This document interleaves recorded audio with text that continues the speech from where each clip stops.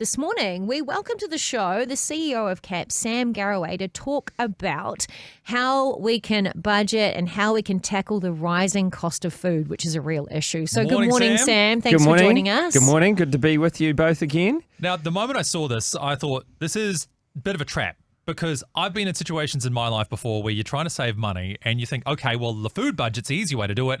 I'm not going to have breakfast or I'm not going to have lunch or something like that. Sound like a good plan? Mate, that is the all too common narrative we hear time and time again is we'll just cut back on our food. And I think when it comes to talking about food, yes, prices are increasing, but it is so important to allocate the right amount to our budget so that we can eat and have the nutrition that we need. Okay, so let's talk about fundamentals. What's the first thing you should do when you're trying to save money on food? Well, the first thing is to make sure that you're aware of allocating the right amount, just what we were talking about there. And so whenever we're working with someone in their budget, time and time again, we make sure that there's the right amount in there. And so we use the Otago food studies for how much should be allocated for people in their budgets.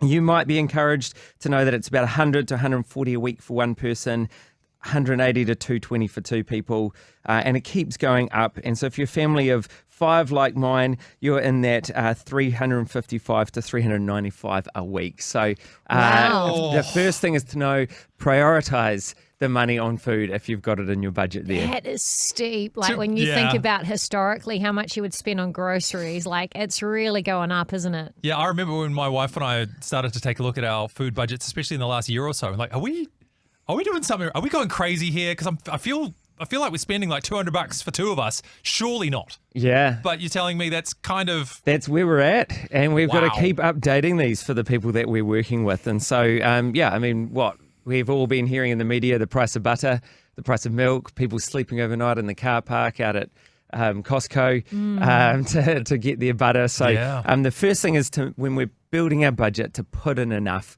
that's actually going to deliver what we need it to. Okay, so let's say you've got that awareness in there and you're setting aside money. How do you actually make sure that when you go to the supermarket that you're spending wisely? Well, if you want to save money on food, it's going to cost you some time. That's sort of the first overarching thing to say there. The intentionality that's needed here. So we always talk about planning your meals, making your shopping list, making sure that you're able to avoid the impulse buys. You might want to do that online with the click and collect.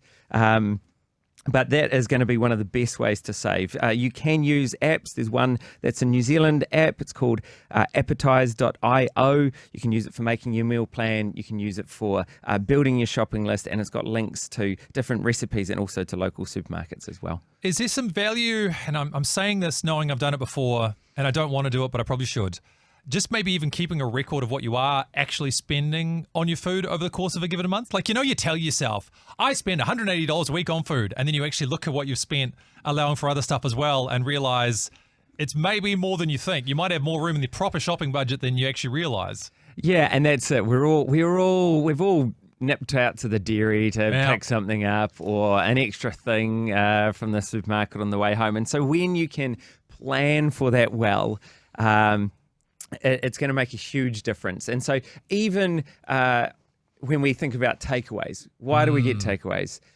Sometimes because it tastes good, but it's because it's convenient. Yeah. And so when you're planning, if you can even plan ahead and bulk make a meal so you got something in the freezer to take out, that's going to avoid that takeaway cost. I mean, takeaways are expensive these days. Oh, so absolutely. It's not $30 and it's a cheap meal.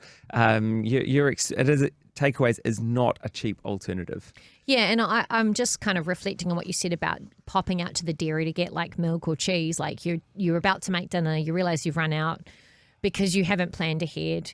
You're going out and buying, and you generally spend anywhere between $2, $3, $4, $5, $6 more for it when you're buying it there than getting it at the supermarket. So you can save a lot of money when you do strategize. But for people who are genuinely finding it tough right now and they're just like battling and they're finding that they've tried everything and they're not really sure what to go, is there more help for them? What can they do?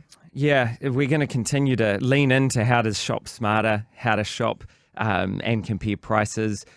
We would always be pointing people to those store brands, things that are on the bottom shelf, not at your eye level when you're shopping. don't know if you've ever checked out the Grocer app, but allows you to compare prices between the different supermarkets and make sure that you're getting the best specials that are on offer.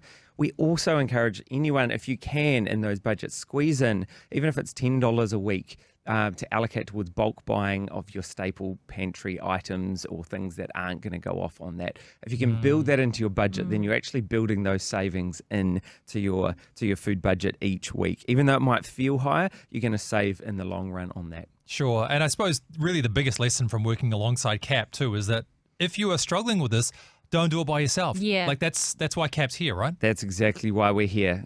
We're here to help. If you are struggling in debt, you can check out our website and come in and get some support around that. Or if you want further help teaching yourself and learning how to budget well, you can visit capnz.org and check out one of the CAP Money courses. Awesome. Well, you can access that free life-changing help again at capnz.org. But thank you so much, Sam, for joining us today. Great to be here. Amazing. I hope you enjoyed that as much as we did. Yeah, don't forget to like and subscribe and turn your notifications on so you don't miss the next video. We'll see you in the next one.